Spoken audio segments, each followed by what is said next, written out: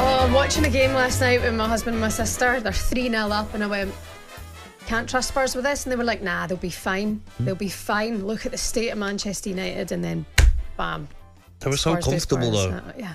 But it's that Spursy in them, isn't it? That they done everything they could to try and give Manchester United the equaliser. Even the chance where Mazraoui cutting on his left foot, he should do better there and probably score if he gets a better connection with it. But Spurs going forward were very good. I thought Maddison, Kulusevski, Son, Solanke very good.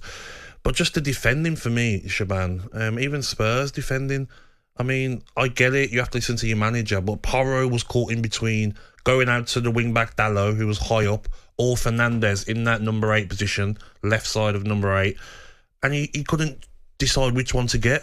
And the amount of times Manchester United were getting through, Sarr was going last second to try and cover. Just disorganised Spurs defensively. Yeah, and a tale of two halves. Like we've said it before with them so many times, you know, in the Premier League, but in the Cup when they're trying to win a trophy, to collapse like that in the second half was so bad. It was said by Gary Neville, the most Spursy performance he's ever seen. Jamie Redknapp said it was a masterclass in how not to see out a game. How often do we see it with them? I mean, the manager, I don't know how he does it. He's got to do more.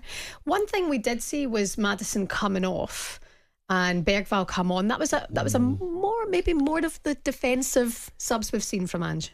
Yeah, a little bit, yeah. But still, he wouldn't have give, you know, any defensive tactics to the players. I stayed up and watched his interview after the game, and he just said, that's why I want to entertain. That's why I'm going to keep playing. No mistakes. But do you want to win a trophy? Do you know what I mean? I was thinking, you play against Liverpool like that in the next round, all the best over 2 legs. Yeah. Were you entertained? I was very entertained. Well, there you go. I was very entertained. Honestly, I think the save Forster had with his feet. Gary Neville was laughing, like a lot of people laugh. I actually burst out laughing. I was like, I've seen my 5-a-side keeper do saves like that with their feet because they can't get down. Honestly, God bless him, because Forster has been good. He's not the number 1 keeper, but that was a howler last night. Spurs boss Big Ange told talkSPORT after the game he's got no issue with the keeper. He doesn't say anything. He doesn't have to say anything. He's, he's disappointed for himself, because I think before that he was outstanding. He has been outstanding for us, and it was just a bad moment. I think the first goal probably we can see it affected him for a little while after, and just needed to clear his head a little bit. But that's okay. He's a big boy, mate. He's a really big boy, and I ain't arguing with him. So he'll be fine. And for us, we just move along. It was just 2 bad moments from Foster. It really was just 2 bad moments, Gabs. I don't blame him at all. He gets the ball played to him by Gray. He's looking for the right centre-back, and he doesn't look because he's concentrating on the ball that much because he's not used to it. Other keepers probably aren't even looking at the ball. Easy, Raya, Martinez, Aston Villa, these keepers, easy. He's not used to it. So I don't blame him at all. The second one, his confidence is down from the first mistake. Thinks he's got all the time in the world. Takes him longer to pull his foot back and try and kick it.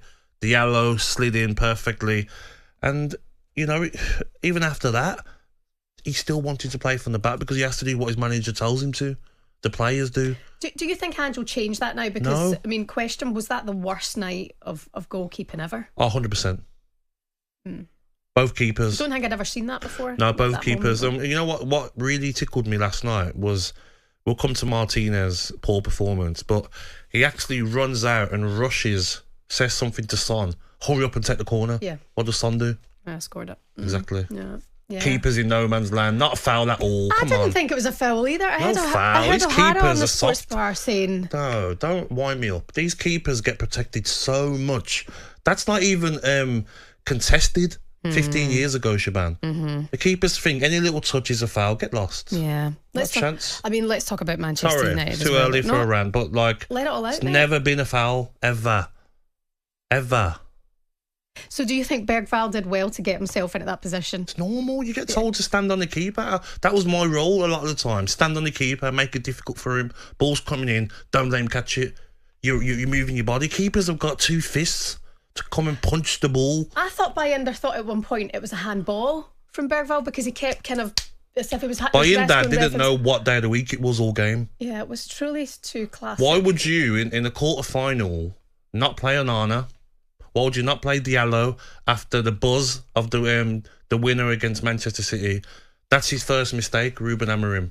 His team selection. Lots of changes. Yeah, because I I saw the team selection and I thought Spurs are going to win straight away, because we've seen it with Newcastle, strongest team, Spurs, strongest team. Teams that really taking this competition seriously have gone through. I don't think last night was the right time to bring in a keeper that's not playing much football for the club. Yeah, despite the fight back, it's 3 defeats now in 4 domestic games for Manchester United. Their boss, Ruben Amorim, was asked afterwards whether he was pleased or angry. Both.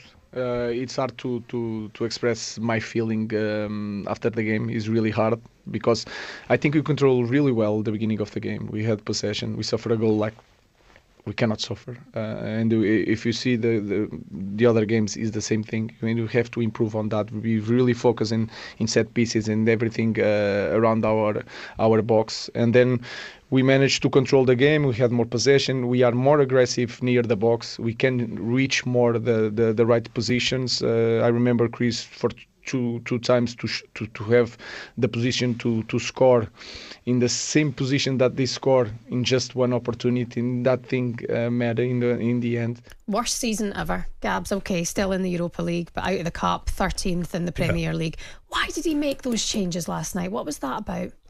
He has to, maybe he's trying to see different players, but I think what Amorim's trying to do with certain players is put their value up by playing them and giving them game time, especially Anthony. Don't get me started on this guy.